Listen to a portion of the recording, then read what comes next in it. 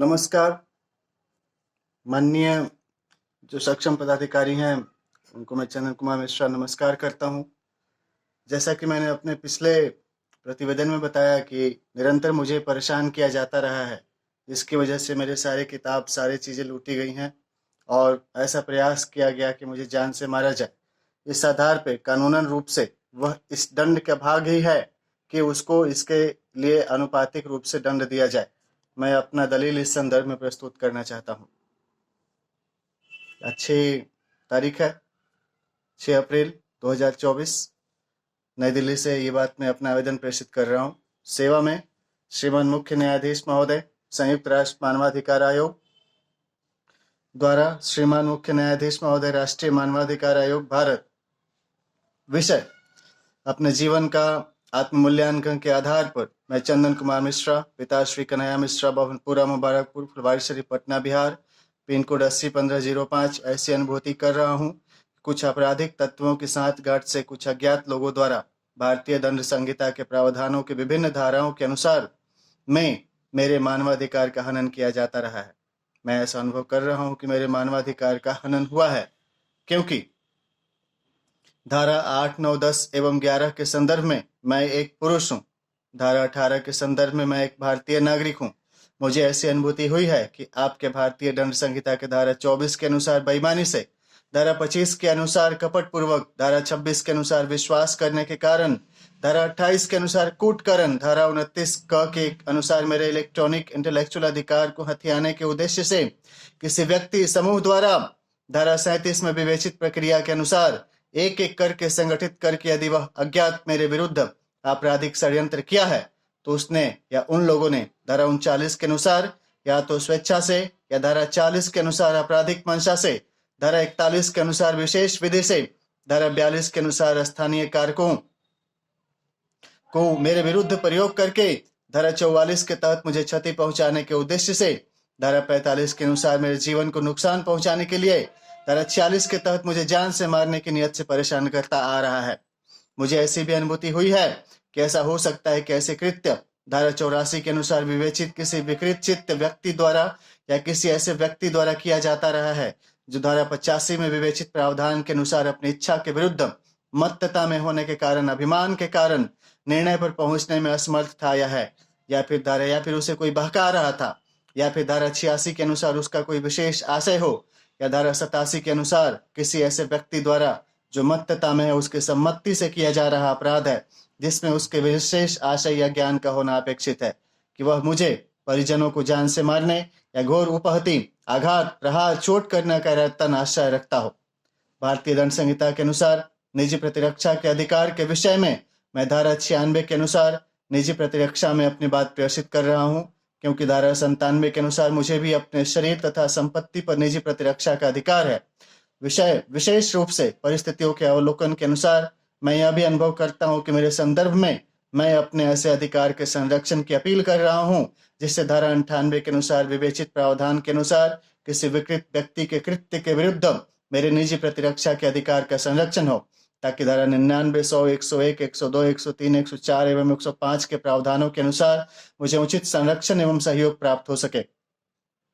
मुझे ऐसी भी आभास हो रही है कि इसमें किसी अज्ञात व्यक्ति समूह की धारा 107 में विवेचित दुष्प्रेरण की नियत हो, या फिर धारा 120 के तहत आपराधिक षड्यंत्र रची गई हो। ऐसी भी संभावना है कि धारा 191 के तहत कोई झूठा आरोप लगाकर साक्ष्य दे रहा हो, या धारा 192 के तहत झूठा साक्ष्य कर रहा हो, ताकि धारा 194 के तहत वह अज्ञात मुझे मृत्यु से दंडनीय अपराध के लिए दोष सिद्ध करा सके। ऐसा मेरे विरुद्ध उसका हमेशा प्रयास रहा कि मैं आत्महत्या कर लूं। जैसे कृष्ण की गीता थी, जैसे मोहम्मद सल्लल्लाहु अलैहि वसल्लम का कुरान था, उस तरीके से हमारे लिखी हुई किताबों को लगातार 8 साल की लिखी हुई किताबों को लगातार वो नष्ट करता रहा है, और अपनी बिना पहचान बताए हुए इस तरीके की चीज के लिए मैं उसके लिए मृत्यु दंड की अपील करता हूं। ऐसे भी संभावना है कि वह अज्ञात धारा 209 के तहत किसी अज्ञात न्यायालय में बेईमानी से मेरे विरुद्ध मिथ्या दावा प्रस्तुत किया हो, या फिर धारा 121 के तहत वह अज्ञात मुझे क्षति करने के आशय से मेरे विरुद्ध अपराध का झूठा आरोप लगाता हो।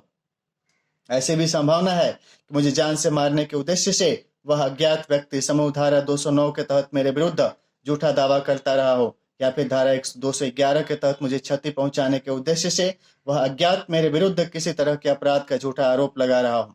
ऐसी भी आशंका है कि वह अज्ञात धारा 269 एवं धारा 270 के तहत ऐसा उपेक्षापूर्ण कार्य करता रहा हो ताकि मेरे जीवन के लिए संकटपूर्ण रोग का संक्रमण फैलना संभव हो। मुझे ऐसी भी अनुभूति हुई है कि वह अज्ञात व्यक्ति या समूह धारा 306 के तहत मुझे आत्महत्या करने के लिए दुष्प्रेरण करता रहा है और धारा 307 के तहत मेरी हत्या करने का प्रयास किया है। इसके साथ ही धारा 310 के तहत मुझे ठगने की कोशिश करता रहा है। मुझे ऐसी अनुभूति हो रही है क्योंकि मैं महसूस कर रहा हूं कि यह तो तय है कि वह अज्ञात धारा 319 के तहत मुझे क्षति पहुंचाने और 320 के तहत मुझे घोर आघात पहुंचाने का प्रयास किया है। ऐसी भी संभावना है कि वह अज्ञात अपनी कुत्सित मानसिकता के कारण मेरे विरुद्ध किसी अज्ञात कारणों से अपने प्रकोपन यानी गुस्सा या नाराजगी को लेकर मेरे विरुद्ध धारा 335 के तहत या फिर छल के तहत विवेचित अपराध करता रहा है,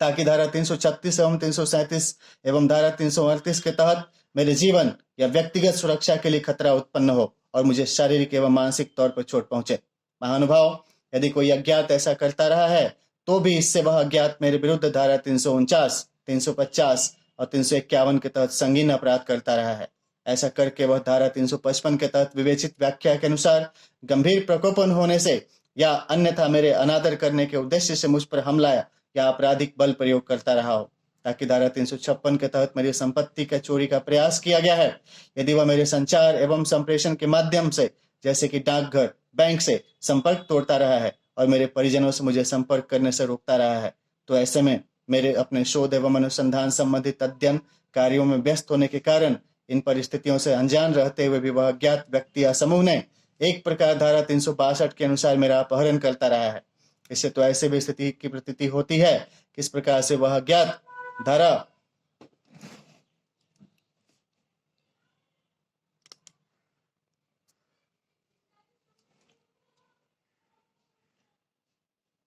यानी कि ऐसा करके वह धारा 367 के तहत वह मुझे घोर उपहति दासत्व आदि का विषय बनाने के उद्देश्य से अपहरण